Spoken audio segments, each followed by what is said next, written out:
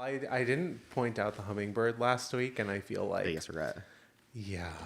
But she is my guardian angel. You sort of refuse to look her way. Well, I think it's kind of like if I look, she'll disappear. And I won't, you know what I mean? Like, I feel like she's for you and you only. She does, yes. She's sort of trying to send me a message. Like, be funny for once. Mm-hmm. God damn it. I sent her, actually. I told her, make him funny. Okay, Please, we're desperate. Yeah. Ooh. Okay, shall we? Yes.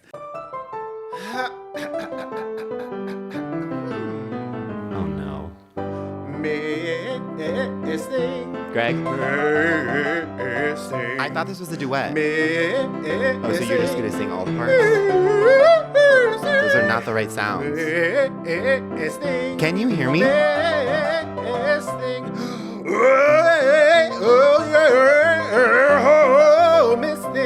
Bonk. Welcome to Miss Thing. I'm Greg. And I'm Tim. Oh, and this already off to that start. Yeah. This is sort of where we explain what the podcast is about. Thank you. I just got so lost in your eyes for a moment that I was just like, oh, I feel really connected to you. And then, fucked it. But anyways, this is a podcast that celebrates and appreciates our favorite Miss Things from the past, present, and future. Yeah, and it's I can't even. Why can I not remember this? Should we start over? We'll edit. We're gonna edit this. We choose. Oh my god! Of course, we choose a core cultural memory from our Miss Thing's career, her storied career, and we do what we do best, which is sort of make it all about us. Of course. Yeah. Literally our biggest strength. Oh, my only talent. And to be clear, this is yet another deeply unnecessary podcast from two gay best friends. Yeah, and it's not just about actresses or singers. It's about anyone whose career is so iconic. It sort of makes you step back and go, okay, Miss Thing. I didn't actually do it this time. You didn't do it. And which I forget that this is a podcast, so I should make the noise, but I did the gesture with my... neck and chin. Well, not only did you forget it's a podcast, we both, quite frankly, forgot what even the podcast was about. So we're off to not the greatest start. But then again, we've also been, one-sidedly observing noble silence leading up to the pod, where Tim and I are not actually speaking to each other or acknowledging each other. And until this is we're one on side. mic. I keep trying to talk to you, and you are like, save it for the pod, save it for the pod. And I'm like, Greg, I just was trying to say hello to you. Yeah. Like, hello, good morning. Tim won't stop talking to me, and I'm just sort of like, la la la la la la la la la la la, save it for the pod, not like taking anything. And can you remember one thing that we were going to talk about pre-pod? No. Okay. Any updates? Actually, I have something that's so important. Go. Has Easter always been in March? Is it goes, really early it changes, this year? No, it changes. It's like end of March to like usually like it's within like a 3-week period. Because sometimes Easter's on my birthday, which is in the middle of April. How do they feel? I mean, they sort of like the Catholics, people who celebrate Easter. How do they know when that's supposed to be? Were there months back then? Like, did they know like February was only 28 days? Like, about it is years.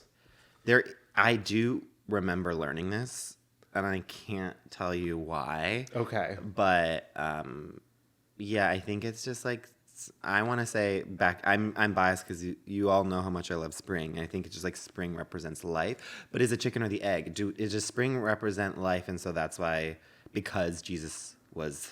Right, he was alive again. He was re-alived, and that's where we got it. Or is it like flowers bloom in the spring, and so then the Catholics are like, okay, so he'll come back to life in the spring. Wow, it's so chicken or the egg. I personally don't know at all anything about that. Here's a wrench I'm throwing in your theory.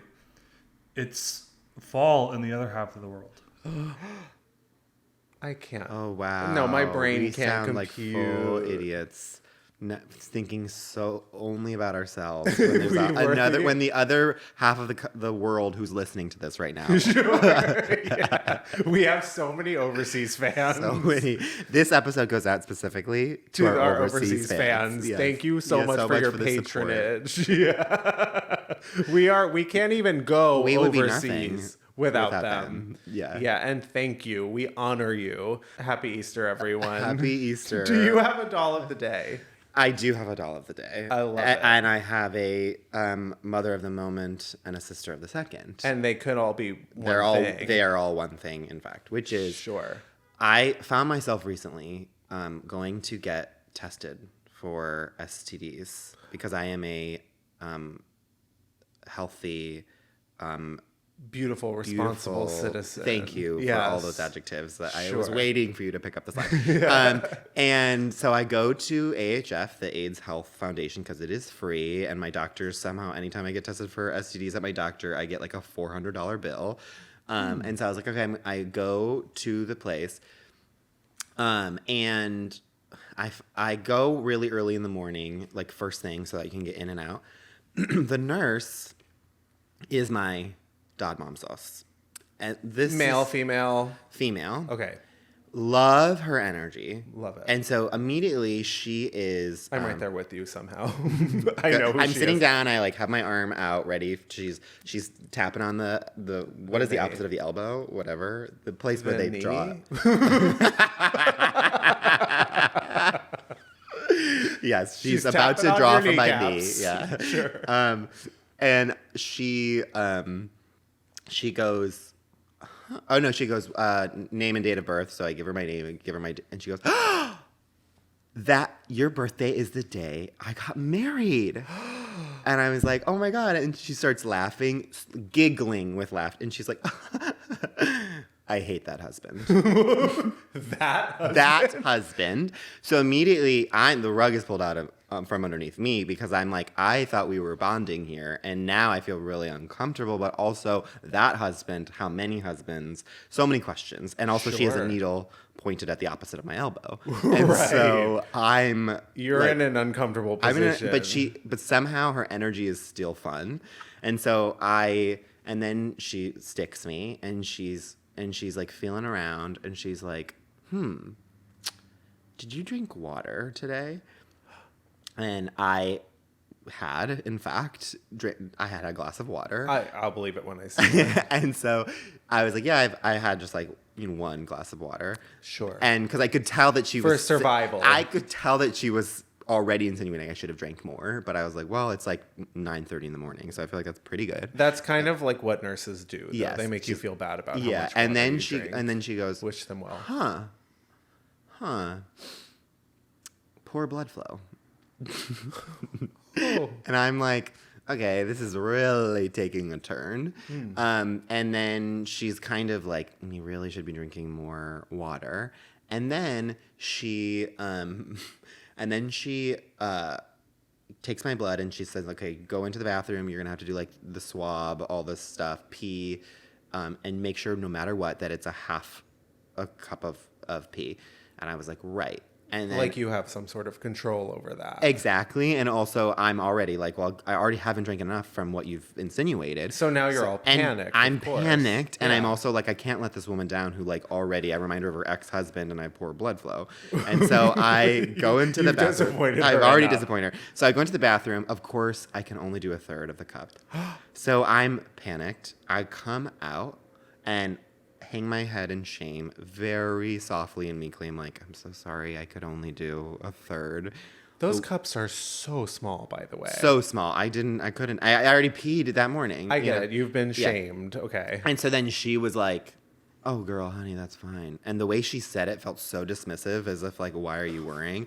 and then I put it down and she's like, okay, you can go. And then as I'm leaving, the next patient comes in, and the woman's wearing literally a Minnie Mouse t-shirt, and the woman goes, oh, I fucking love your Minnie Mouse t-shirt. I've never loved something more in my life. And the only reason I feel the need to say that is like the energy shift between me versus this next patient was so jarring. And yet, after all that negative stuff, I still loved her. And that is why she is Dad Mom Sauce. Yeah, she made you really work for it, I think. She was like, she brought you in, she gave you a goal, she sort of made you feel as if, you could easily achieve that goal. You didn't, ultimately, but no, I did not. I think it's also just like the way to, like, if you can really just like read me to filth, tear me down, but still be charming and winning about it, there's nothing a gay loves more. Yeah, marry me on my birthday. I have not stopped thinking about her, and it's been 4 days. I wonder if she's thinking about you. Absolutely. She could not. Maybe not. Yeah. She has no memory. Do you have a Dad Mom Sauce? I do. Okay. So I was sending you some of her videos the other day. My Dad Mom Sauce, super delayed, but it's Nara Aziza, the absolute queen on Instagram. I watch her on Instagram because I like to rot my brain the old-fashioned way. The queen who makes quite literally everything from scratch. I used to watch her, I've seen her videos for a while. I used to watch them with confusion and a little bit of like repulsion, because I was just like, how are you doing this? These things take so long to make. It's way too extra for me, and now I've been converted. A lot of people say she's like very Mormon vibes, and to that I say I've been converted. Like Jesus Christ of Latter-day Saints, Jesus Christ of former day saints, Jesus Christ of any days, any day saints. I'm in. Yes, she is mesmerizing. She is mesmerizing. Oh, the voice. And oh my God, someone made a comment. It was so funny. She was making grilled cheese where she made the bread from scratch. She said her kids wanted to eat grilled cheese for lunch. So I started, whipping up a sourdough. I let it sit for 3 hours, and then she makes the mozzarella herself. My kids love pesto. So she starts making a pesto. She churns butter herself. But she's stunning. She is so stunning. I've been so inspired by her that this week I decided to make Rice Krispie treats. Okay. 3 ingredients, and I used Rice Krispies from the box, which she would, make rice. She would go to the patties and sort of like chop them down, soak the rice. Yes, but I used the box and, but I snapped, I crackled, and I popped because those were so good. Well, this is going to be really uncomfortable for you, but I am a big sweets guy. I'm a big desserts person. I don't like where this is going. Yes, but unfortunately, Rice Krispies do not do it for me. I wish everyone the best who loves them, and I support it. And I really, honestly, in the way that there are other things I don't get, this is something I really wish I liked. Like, every time they look great. I love a crunchy food. Sure. And I am just like, I'm going to like it this time. You love a crunchy food. You also love a sour food. I really love a sour food. A sour sweet. A sour sweet. I'm just going to repeat everything you say. Oh, yeah. But anyways, you're more than welcome to. I'm really just disappointed in myself, honestly, because it feels like it actually is made for me. And yet, it is not. Yeah, don't be disappointed. They're absolutely messy. They're the most pedestrian thing to make. I actually like to bake. But that's how you describe me, Yeah, pedestrian. Like pedestrian and messy. Baked. Yeah. Crunchy. You really want to like them, and yet... Yeah. Hard. Leaves a lot to be desired. Kind of stale. Yeah. Tasting. Mm-hmm. Sticky. Sticky. Yeah. Strange mouthfeel. It's just, a lot of lumps. Very, very lumpy. White, lumpy. White, yeah. Yeah, buttery. And yet, I don't like, it's basically me. Maybe that's what it is. It's like you're too close. Yeah. You're too close to it. You don't like seeing yourself in a bar. Should we get right into Miss Thing of the Week? Yeah, this is a huge Miss Thing of the Week. Especially I love this person, but when I think of this person, I honestly think of you. Yeah, that's beautiful, and I think you should. I think I've earned that. You really have. Okay, can we pause for a commercial break? Yes. Yes. Thank you, Benji, for keeping us on track. All right, we'll be right back. Yes.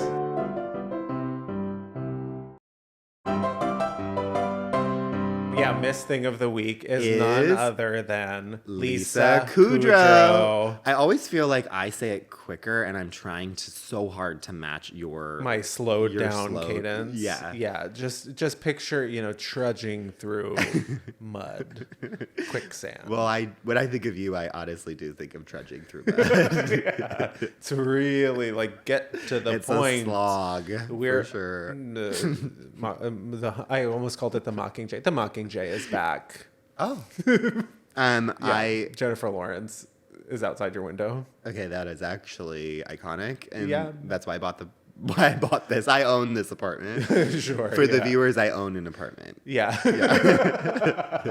It's a really sound investment, by the way. He's really good with money.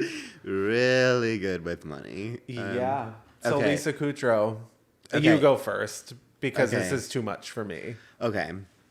So I'm going to be doing what we do best, which is first off, I think we should just quickly, Lisa Kudrow is the moment. She is an icon of all icons. I mean, know her from Friends. The Friends reunion, finally. The Friends behind the scenes, the bloopers, her laugh. You know her from Smelly Cat, which is a song from Friends.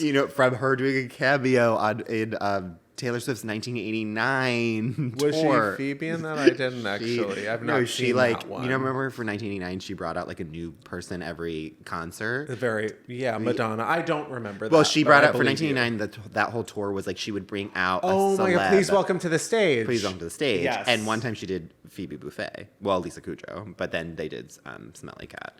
I love that. That's all the ways you know Lisa Kudrow. Yeah, that's all the way you know. Yeah. And also Romeo and Michelle's. Romeo and Michelle, so many. And the comeback, which I don't know if this is, but I would be shocked if you don't talk about the comeback. The comeback is one of the greatest shows of all time, but I will get right into what I want to talk about. Spoiler alert. We're going to talk about the comeback.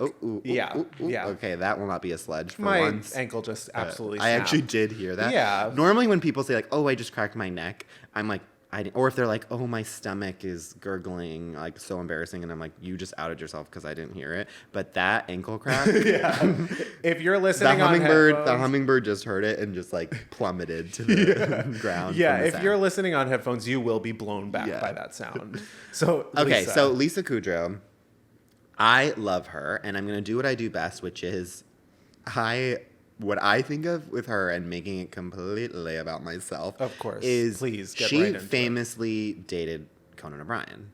Do you know this? Right. I do know this. I don't know many more details, though. I don't either, but I remember being riveted about their interview talk shows because she would come on and they would reference it, and then I would be obsessed with their dynamic because they used to date and now they're talking, and you can tell that they like each other, but obviously it's kind of also the Sarah Silverman, Jimmy Kimmel of it all. You know how they used to date, and when they go on, there's always a little bit of an energy. Yeah, it's kind of like us. We never dated, but we don't really. There's always a tension of just do they hate each other? Yeah.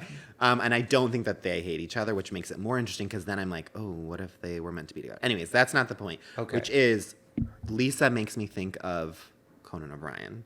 And I grew up with a sister who was obsessed with Conan. Oh, that checks out, actually. Yes. For Courtney. And my best friend in high school, Kelsey, also obsessed with Conan. And my sister's a year older, Kelsey, I was we were inseparable. And so I like Conan. I really think he's so funny. But they were fanatical about Conan. Yeah. So two women in your life that start with K and end with E. Exactly. Yeah. The Ka'is. The Ka'is in your life. Love Conan. Yes. And they would we would stay up late, and especially in high school, staying up late felt even cooler to do, to watch comedy. It felt very much oh, I like comedy. Yeah. This isn't the birth of comedy in my brain. Nothing more radical than being up late to watch comedy. Yes. Yeah.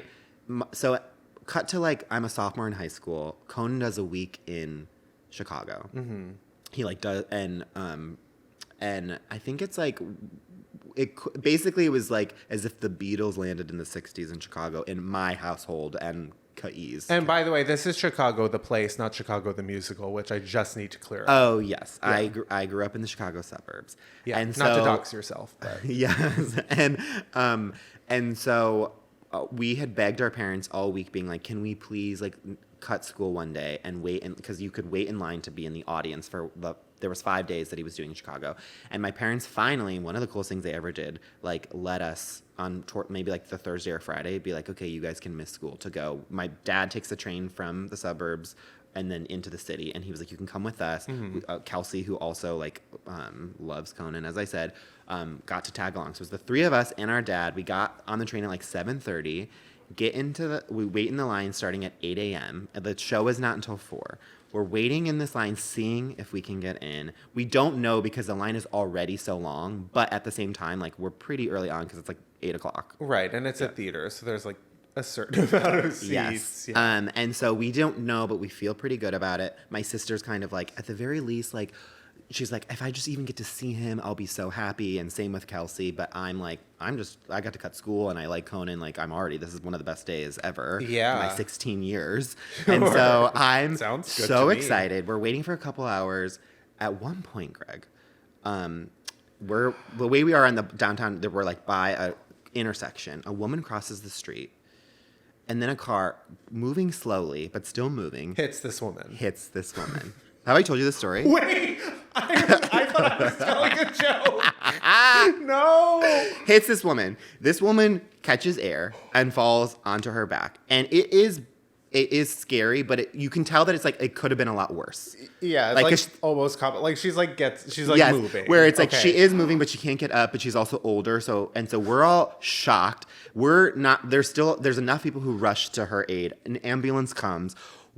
She doesn't appear to be doing too well, but again, we were like, felt like the car wasn't moving crazy fast. So, but it was still like for my 16-year-old eyes, it was like a lot to take in. And we were like, oh my God, what if we just watched a woman die? And so then the ambulance takes her away. She's like, oh, it's like scary. And so then she leaves and we're just left to sit there and like, and think about like what happened. Marinate on that. And then we're just kind of like, well, like hopefully like we do get to see Conan. Like we're trying to be positive about the fact that we saw this woman get hit and hopefully she's fine. You have to laugh. At a certain point, you have to decide that that's a comedic thing. Mm-hmm. The woman got up. And we're trying to be positive too, but it's still like, what? Okay, so the day goes on, and then it's like noon, 1 o'clock. We have not gotten out of line because we're just like so nervous about it. My sister's a year older, so especially in those at that time, you're kind of like, oh, she's in charge because she's 17 and we're 16, you know, like she knows so much more. Oh, yeah. So she's kind of like, I'm going to go get us some lunch at like the Potbelly nearby and I really have to pee and I can't hold it anymore. So she goes to pee. As she goes to pee, all of a sudden we hear this, I'm not kidding you, like 90 seconds after she left, we start to hear like, like crazy like roars up above in the line, and we're like, what's happening? And then we start to see Conan O'Brien walking out, and then we can hear a lot of murmuring of like what's happening, and then people are like, Conan is coming out to start shaking everyone's hand because the line is so long and not everyone will get in, so he wants to at least shake everyone's hand. Oh, no. So was this a time before cell phones? This is 2007, I believe, maybe 2006. Okay. The guest, by the way, that day was then Senator Barack Obama. That was who we were waiting in line for. Whoa. And so so she goes out. I'm like thinking like, oh my God, he's going to shake our hands. She's literally going to die. And she's like literally in the bathroom at Potbelly. And so then. That is so your sister. So my sister. And so then, and he wasn't shaking everyone's hand. He was shaking like every 5 people's hands. So Kelsey, being the smart woman that she is, she goes 5 people behind me. So we have our higher chances of getting our hands shook. Of course. Which, spoiler alert, we both get our hands shook. So I don't know, is that the right shook? Shaken? Shook. Shanked. We both get shanked by Conan. It was the best day of our lives. And so then he leaves. It's a very quick handshake. You know, thank you. And then as he's leaving, the woman comes out and says, like, basically comes up to like our specific section. And she was like, right around here is where it's going to be cut off. So if you stay in line, anyone behind you guys, leave. So there's like 15 people behind us. So we're close, but we're very close to like maybe we'll get it or maybe we'll get cut off. Right. So then we're waiting for another 2 hours. My sister comes back, is apoplectic, so upset. that she's... Well, I hope no one told her what happened. Oh, I immediately told her what happened, obviously. And then she's like trying to be like, well, whatever, we'll get in. It's fine. It's fine. It comes to the time we're letting us in. I am not kidding you. It is the person before us. No. That gets in, and we like. There's one person, so there. It's not like it's just us, but it's like one person in front of us. So it's like the person in front of us got cut off, so we missed it by 2 people basically. And my sister looked like she wanted to die, and then I decided to, break the tension by being like, well, hopefully that woman's okay. Which to this day we still don't know. But that is the story that I think of when I think of Lisa Kudrow. Not to mention you still haven't washed your hands since. Oh, absolutely not. And my sister, I can't, to this day, if I bring up Conan, it's a sore subject. That would make me feel crazy. I love that I thought you were going to say that woman was Lisa Kudrow. I cannot believe that you went to a place of a woman got hit by a car and flew through the air. Caught air. I wasn't that high up. I will say, she caught a foot of air, but a foot of air is still a foot of air. Foot of air, yeah. That's air. Yeah, that's air. An inch of air is air. It's crazy, and one day when Conan's on the pod, we'll tell that story again. Oh, sure. Yeah. I think he's scheduled for next week, actually. Yeah. Okay, we've spent far too long. I need to hear about what Lisa means to you. I mean, where do I begin? I don't like to be too obvious with these things, but it is the comeback.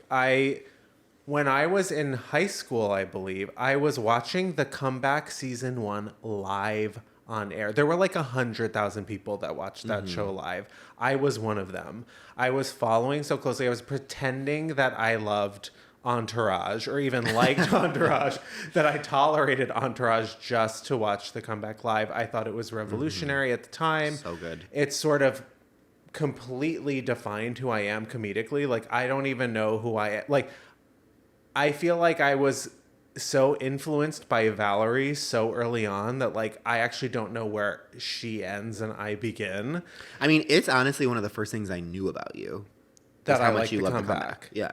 Yeah, I mean, I was that person that was showing it, not to take credit or anything, but I would show it to everyone I loved and became friends. First, I feel like usually you're taking credit for it. But. Well, I mean, I can't say that on mic. Yeah. But, yeah, I mean, specifically, I remember my dad, bless his heart, used to watch it with me, and I remember the episode where, specifically, if we're going to get into specifics, the episode where Valerie went to Palm Springs was such a life changer for me. My dad, who, he watched some weeks, and some weeks he sort of went to bed because, he was being nice, but he was tired. And that episode, I watched it, and I was so, electric. When she calls Pauly G. Yes, she calls Pauly G. I always get him mixed up with Pauly D, who, of course, is from Jersey Shore. And I get him mixed up with Ollie G. Do you know Ollie G? Is that a British? It's Sacha Baron Cohen. Oh, yeah. Really lost you there. Yeah, really, I thought it was a British pop He is British. Star. Sacha Baron Cohen is British. Yeah, that or maybe wasn't... he's Australian. No, he's British. Yeah. I thought it was Ali G. Isn't that what I said? You said Ollie. You said Ollie. Oh. So it's sort of... Is it... Oh, well, it's kind of my Chicago accent coming out. I don't know if I mentioned on the pod that I'm from Chicago. Yeah, originally. yeah. Famous setting for the bear. Yes. So, yeah. So that happened, and she made that phone call to Pauly G and said, Fatty had a party, and no one came. And I was so proud of Valerie for standing up for herself that I went upstairs. I woke my dad from a deep, deep slumber and sort of told him play by play everything that went down in that episode while he went, oh, okay. Wow, good for her. It was the very, wow, that's crazy type vibe. But, I've had the pleasure. I was waiting for you to tell this story. Yes. I'm not going to get Hollywood too much on this pod, but I've had the pleasure of meeting and interacting with Lisa. As you know, it happened on the CBS lot. I got in a lot of trouble for You this. did? I don't think I know that part. I did. I got in trouble with one of the executives in Daytime. I wish her so well. Nothing but the best. Did not have a great relationship with that person. Yeah. But the assistant in Daytime took me over to the talk when she was on it. And we were just, the intent was just to sort of pass each other, just for me to be in the same place as her. And as I was passing, I sort of worked up the balls and I said, Lisa, I love you. And she kept walking. She said, thank you, and kept walking. And I was like, what do I say next? Do I say anything else? And I said, the comeback is the greatest show of all time. And she stopped in her tracks and she turned around. This was the week that season 2 had just premiered, like years later. Insane that you saw her that week. And she said, did you watch the new one yet? I said, I've already seen it like 3 times. She goes, what did you think? I said, it's as if no time has gone by. It's as genius as ever. And she walked back to me and she said, I'm Lisa. And she held out her hand and shook my hand. And we spent the next like 5 to 10 minutes talking. She took a picture with me. She was so kind. Okay, we need to put that picture up. Oh, yes. Benji. Benji. Yeah, get on I'm it. on it. Yeah, get on the internet and find that picture. Is it a Because good Lisa photo? obviously posted it. Yes. Take it off of her Instagram. Yeah, go to Lisa's screenshot. Instagram. I will send her a note and say, hey, Lisa, do you mind if we use this? I am convinced that the reason she stopped and talked to me was because Friends didn't even enter my mind. I was like, Comeback is the greatest show of all time. She wanted to talk about it. She loves it. It's a... You hit her at the right time, too, because I think if the season 2 wasn't coming out at that time, she was probably a little bit nervous about... I know there is a small but rabid following for this show. Yeah. And I have a real life fan in my midst who can calm my fears about how it's being received. And so you fully got like the perfect in with her. Yeah, and I was like, but also I think I was a very specific type for her too. Like I'm a gay guy in my 20s at this point. Like I'm young, I'm on the CB. Like we're not out in the wild too. It was the perfect moment. And I was trying to like keep my cool. And then when it was time to say goodbye, I did the Valerie prayer hands.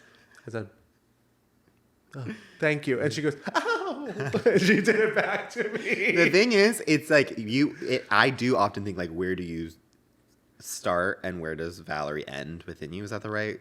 I don't even know. I mean, I was going to say, like, I feel like you probably did that subconsciously. Like, I feel like you doing the prayer hands is probably you were trying to, but also I feel like you just did that because that is such a Greg move. It's such a me move. I think I caught it so early. It was such a comedic, just like, game change. Yeah, it defined me. Like, and I saw it so early it was everything to me. It's the greatest show of all time. So funny. Do you want there to be a season 3?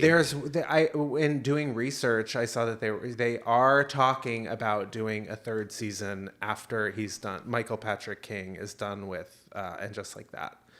There is talk. That would be so good. I know, and I think HBO is open to it.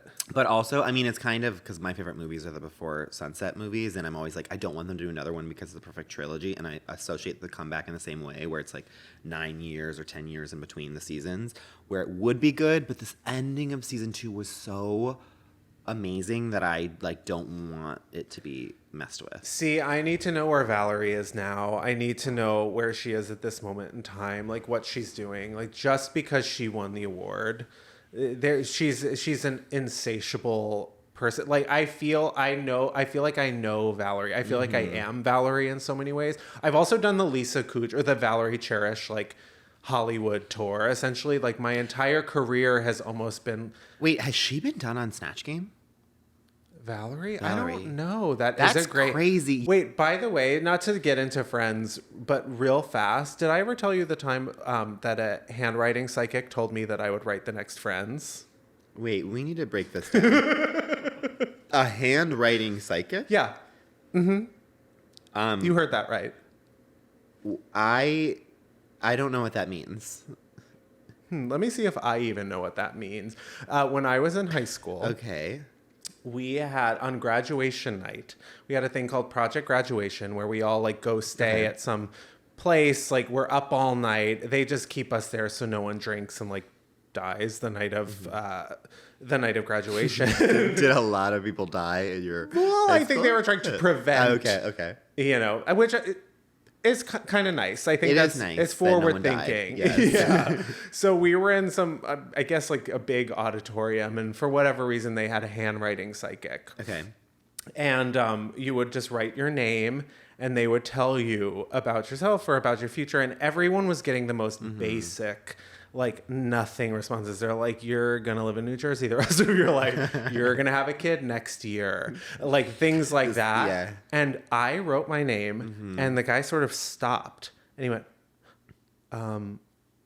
you're going to like write like the next Friends or something.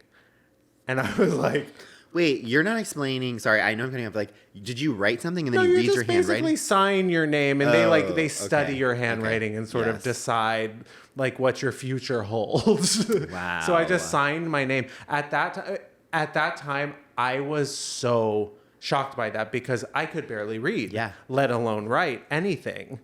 So and who still am to I? this day. Still to this day. But that has, I look back at that moment and I think it's charted my path to where I am today.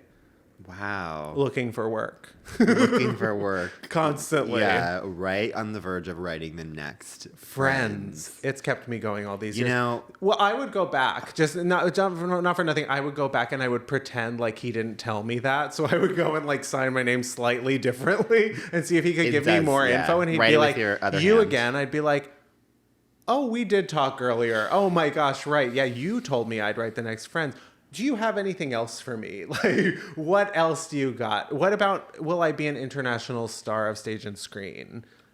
I have so many follow-up questions, but I feel like it needs, because it's also making me, I did get my tarot cards read this weekend. I don't know if we have, it's such a good story. Please tell me, what has a psychic, just top 5 things a psychic has told you. Go.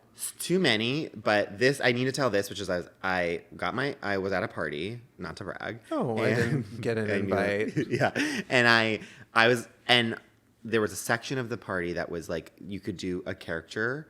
What is that? Where they draw you as like a caricature. Yeah. This sounds fun. Yeah. Anyone I know there, it would have been just, we can name it's names. Not for, it's kind of off pod. Okay, and it's probably when you and Ben were seeing Immaculate and I didn't get that invite. Yeah, when we were sort of forced to go alone. But there was also a tarot card reader, and me being the gauche person that I am, immediately go, do we have to pay for this? And gauche, such an Anne Hathaway word, by the way. Is it? And I don't even know if I used it correctly, but I Calma. You did. What was that? Calma.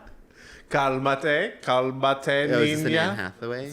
It's my Anne Hathaway impression. Sorry. Is that a reference that she did? What? You don't know this? No. Is this a recent trip to Italy? Just broke my foot. When she was in Italy and getting bombarded by fans. You haven't seen this video? Oh wait, I haven't seen this video. Calma. Okay, you have to put it up. Anne Hathaway, my neighbor growing up. Everyone Everyone I went to college. Yeah, Do coworkers. you You have to guys- save this for the Anne Hathaway? Yeah, we'll episode? save it for the We'll Anne save it. Hathaway. We'll save it. Okay, well, the quick version of it. So I go to the palm reader in this room because it is included. So obviously, I'm gonna get my free tarot. I keep going back and forth. Your friend spared no expense. Well, it wasn't would I like was to a know plus the one. name. I didn't even know the person. Okay. Who'd you go and with? so Who invited you? We can we bleep don't it. need We to- can We bleep. don't need to. Okay, fine. Greg is really upset he wasn't invited. Tim, just fine. Get to the tarot. So it's a room where there's a palm reader and a tarot card reader, and I decide I'm gonna go to the tarot card reader. There's 2. Okay. So they spare no expense. Yeah. It's like a 30-year-old's birthday party who's in very like Hollywood scenes. I don't know anyone there really. Sure. And then I sit down, and the woman goes, "Okay, I need you to promise me that you will keep everything here between just you and I." So you know listeners, I do not want you to judge me because I am about to tell the story. Yeah, you're completely. You're completely doxing ignoring. everyone. And so I sit down, and then she goes, "Okay, well, first off, I just have to say, your energy is so good. You are such a good person."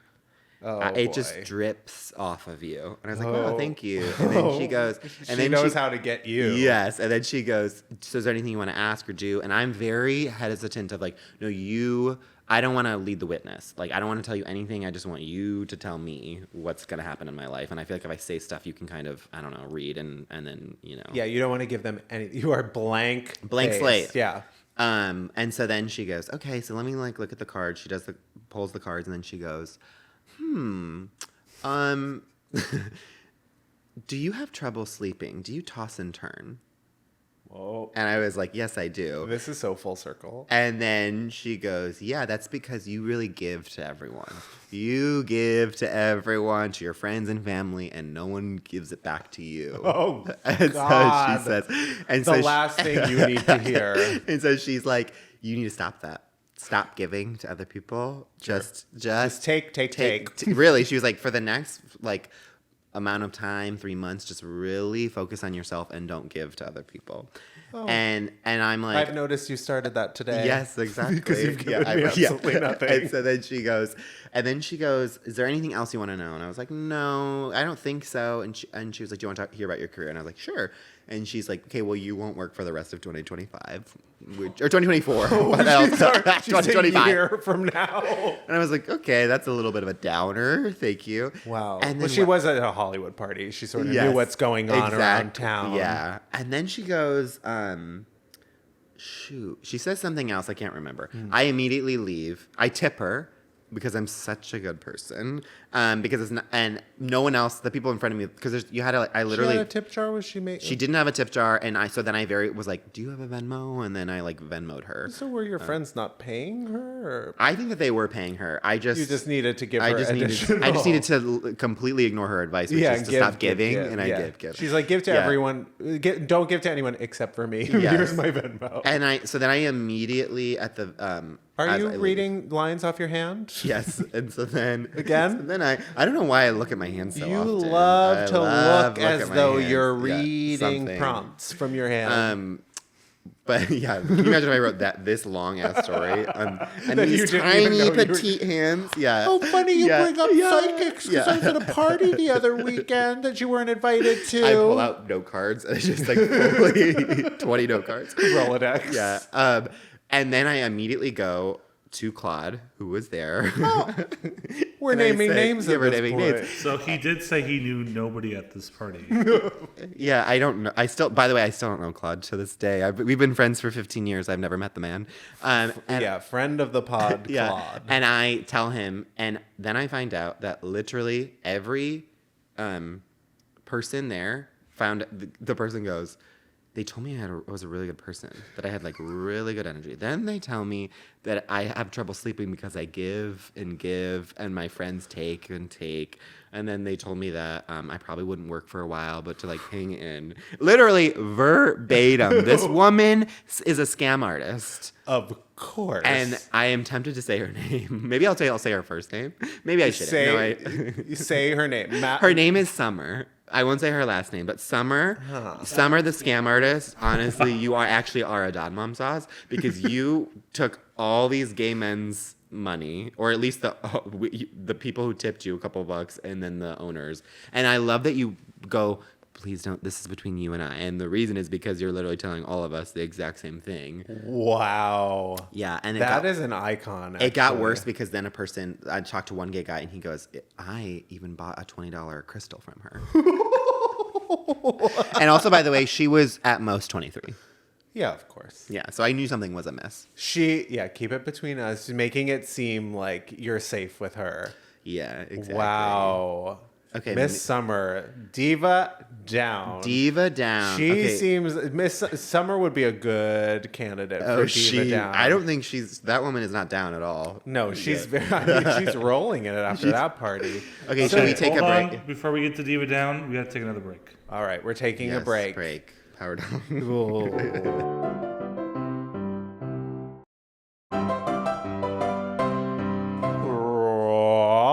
We're back. We're gonna regret that. Yeah, no, that's bad. That's whatever bad faces news. we've just made. Yeah. Yeah, that noise. Okay. Diva Down. Diva Down is our segment every week where we give unsolicited advice to something in the culture that really, really needs our help.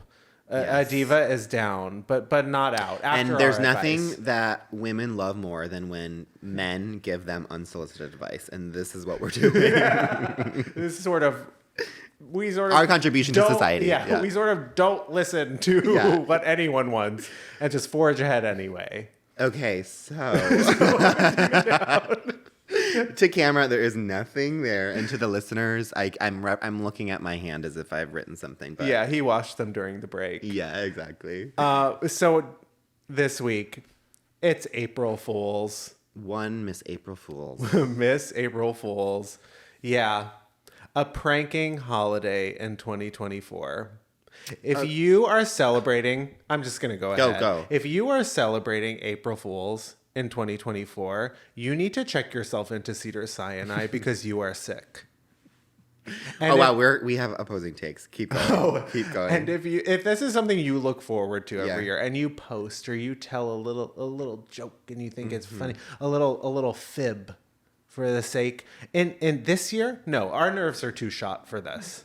We can't handle it anymore. So if you check out, if you get discharged from Cedars-Sinai with a clean bill of health for whatever reason, you then need to go to Kaiser Permanente and get a second opinion because you're sick. Well, my question to you though is, so the segment is Diva Down. So April Fools, she should be. You're actually like kind of kicking her while she's down. Is your take, which is get her out.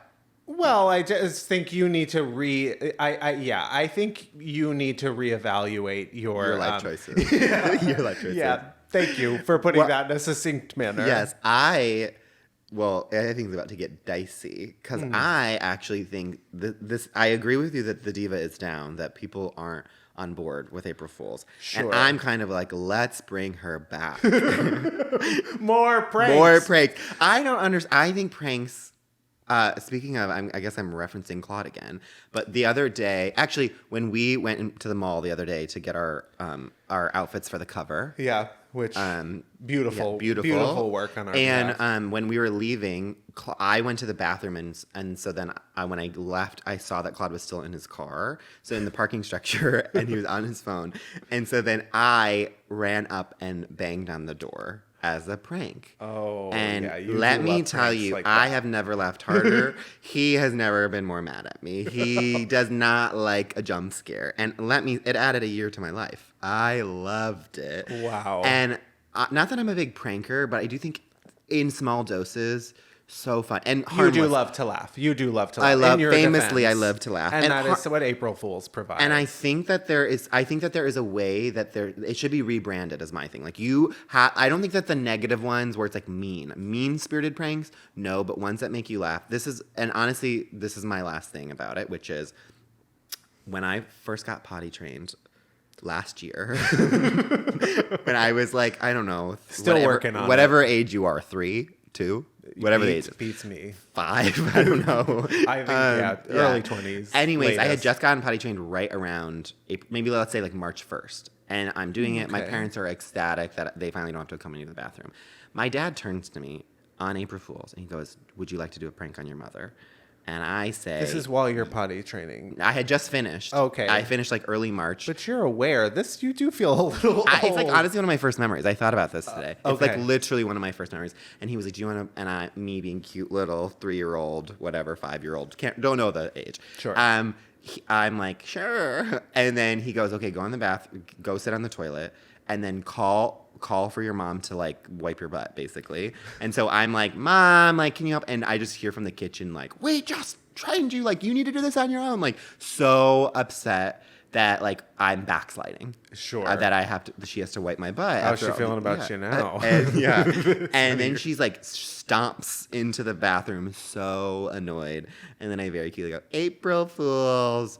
And the laugh that that came out of her mouth really is the start of my comedy. Right there, I realized, okay, there's something here. I love this. Yeah. So I have a soft spot for April Fools, and I think we just need to rebrand you. That's beautiful. You do love to josh. I love to josh. Yeah. That's okay. We have completely differing takes. I think you should maybe check yourself into your cyanide. And that's not the first time I've heard that. You are contagious. Well, thanks. We've done it. I don't know. I'm thanking. Thank you for. Thank me. Yes, you are so welcome, me. And thank you, and thank you, of course, for to the listeners, our overseas listeners. Yes, thank you so much for tuning in from across the world. Yeah, where don't forget to currently fall. Whatever season you could be listening to this in 2030 too, which we hope you are listening to it, checking back in with us every week. This Repeat episode listens, particular, exactly. Well, thank you. Thank you. We've done it. Please rate and review, like and subscribe, comment below, and you can find me at Greg Trimmer everywhere. And you can find me on the streets. On the streets. Yeah. You can find me wherever you want in Koreatown, not to dox myself. We gotta go. We gotta go. Yeah, all right. bye. Bye. Miss Thing Podcast is created, executive produced, and hosted by Greg Trimmer and Tim Zientek. It's produced and edited by Benji Simons, with cover art and additional creative support by Claude Zeins. Follow us on TikTok at Miss Thing Podcast and on Instagram at Miss Thing Pod. New episodes drop every Tuesday. Watch on YouTube or listen on Spotify, Apple Podcasts, or wherever you get your podcasts. Please subscribe, rate, and review, but only raves. Strictly 5 stars and above. Follow Greg at Greg Trimmer and Tim at Tim_Zientek on all social media. BONK!